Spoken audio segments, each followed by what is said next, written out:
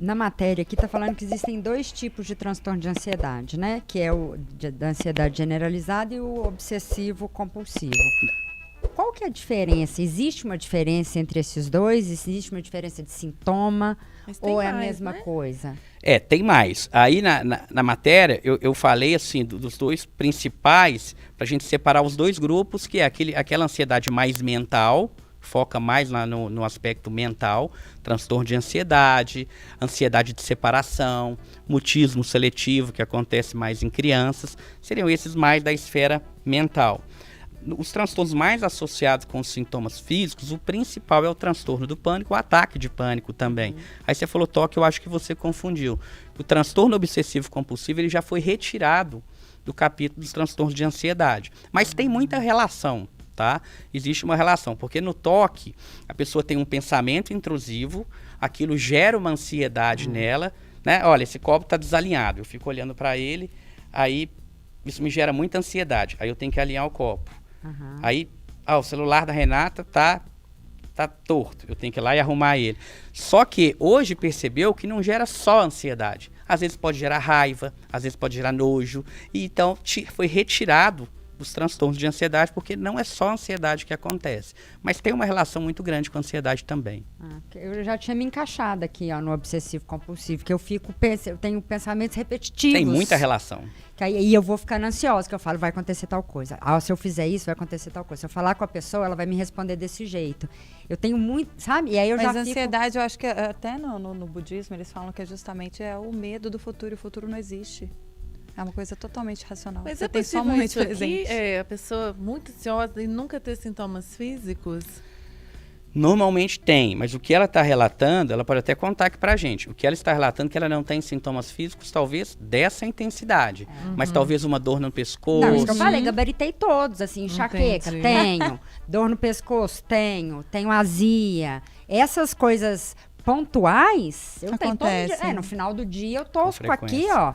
Muito tensa, sempre muito tensa aqui na nuca, né? Hoje eu tava com dor de cabeça, eu sempre ando com um olhinho essencial, alguma coisa, faço uma massagem. Você mesma se trata ali na hora.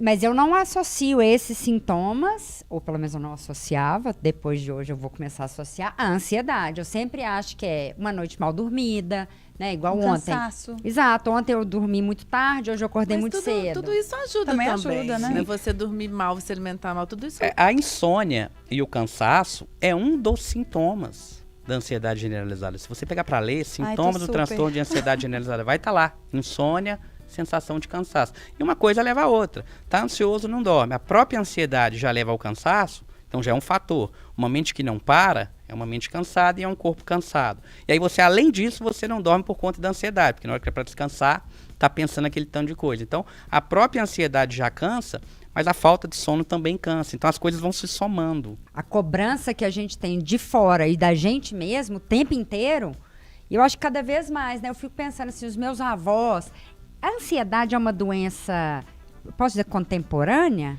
Ou ela sempre relativamente existiu? Nova, né? Assim, eu fico pensando assim, sei lá, minha bisavó na roça ali, ela tinha essa ansiedade que a gente tem hoje ou era diferente? Tinha, mas numa intensidade menor. Né? Eu acho que os estímulos igual hoje, essa intolerância, essa incerteza que a gente tem, a pressão que a gente tem, cada vez dormindo menos, né? Mas a ansiedade, ela está presente desde sempre. Né? A gente carrega isso, inclusive, lá dos nossos ancestrais. A gente tem uma tendência a focar no negativo, a gente tem uma tendência a ser mais preocupado. Porque as pessoas que eram assim lá no passado, imagina, né? Há 200 mil anos atrás, sobreviviam. Quem era preocupado e quem era ansioso, sobreviviam e passava seus genes pra frente. Quem era muito tranquilo, tem um matinho mexendo ali, não é nada, não, vou lá, tomou uma picada de cobre e morreu. E esse aí não procriou.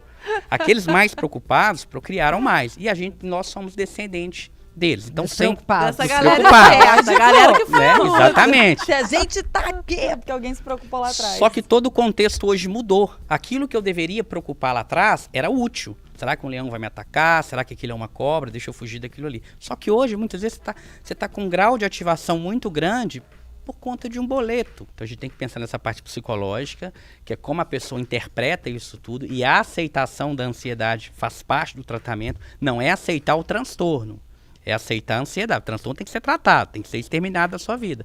Mas aceitar que todos nós experimentamos ansiedade. Rever esse pensamento catastrófico.